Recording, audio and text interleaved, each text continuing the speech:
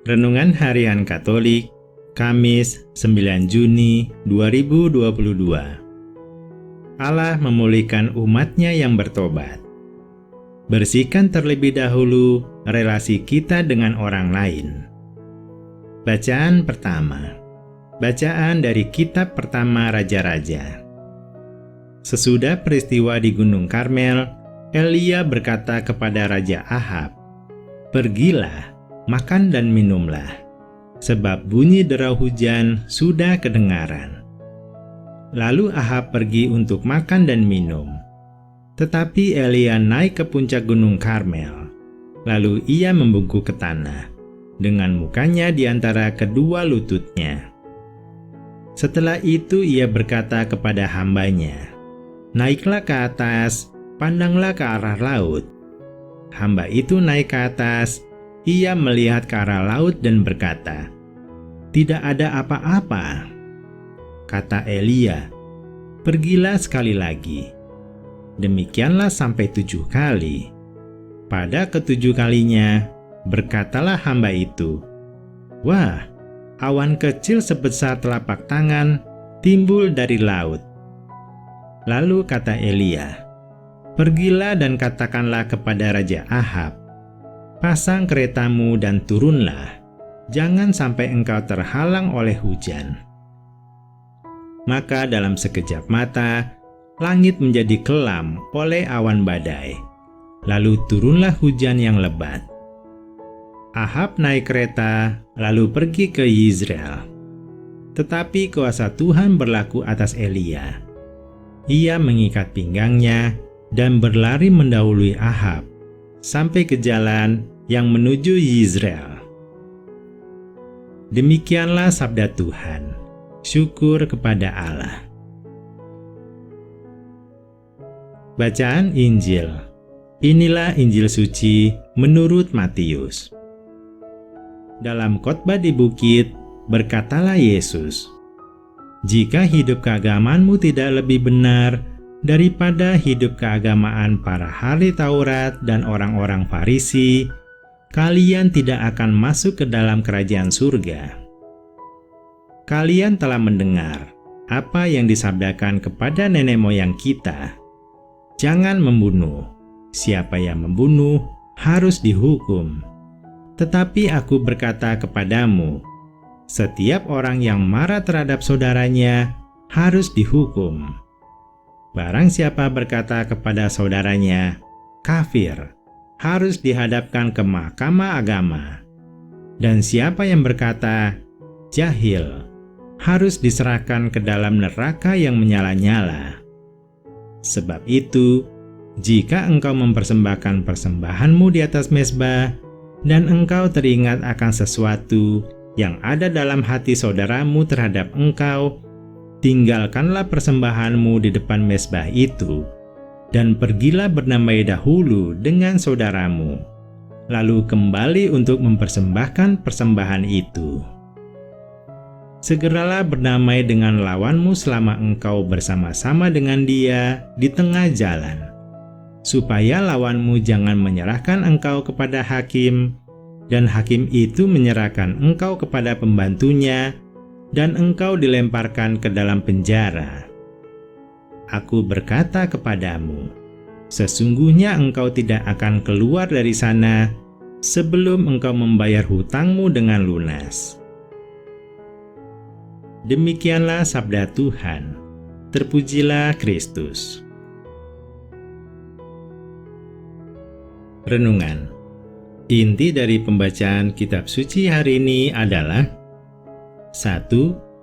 Allah memulihkan umat-Nya yang bertobat.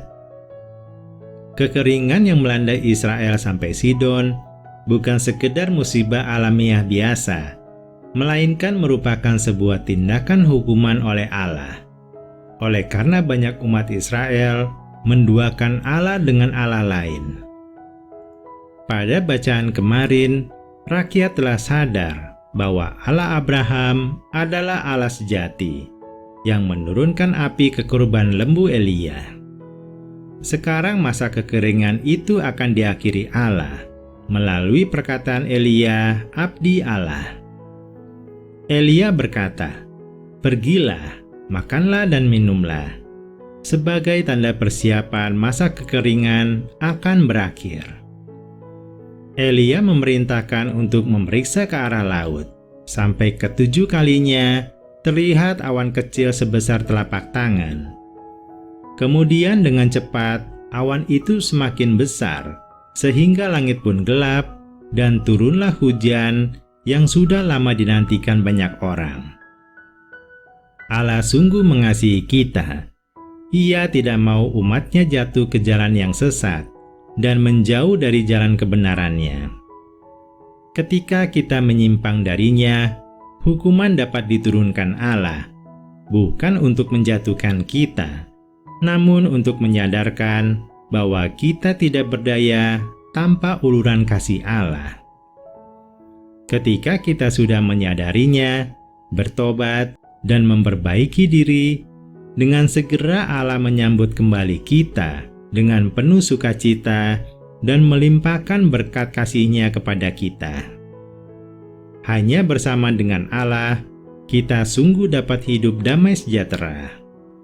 Maka marilah kita selalu hidup berkenan kepada-Nya. 2. Bersihkan terlebih dahulu relasi kita dengan orang lain. Tuhan sangat menghargai nyawa manusia, maka manusia harus menghargai hidup sesamanya. Jadi, Yesus menegaskan bahwa bukan hanya tindakan membunuh yang sangat dilarang, demikian juga relasi dengan manusia, seperti tindakan marah terhadap sesama dan menuduh sesama manusia sebagai kafir atau jahil. Sikap merendahkan sesama manusia yang adalah gambaran Tuhan berarti turut menghina Tuhan Sang Pencipta. Pertobatan sejati tidak cukup hanya dengan persembahan di atas mezbah atau hanya dengan melakukan kewajiban ibadah, namun masih menyimpan kekotoran dalam relasi dengan manusia lain. Yesus memerintahkan kita membersihkan dulu relasi kita dengan orang lain, baru melakukan persembahan.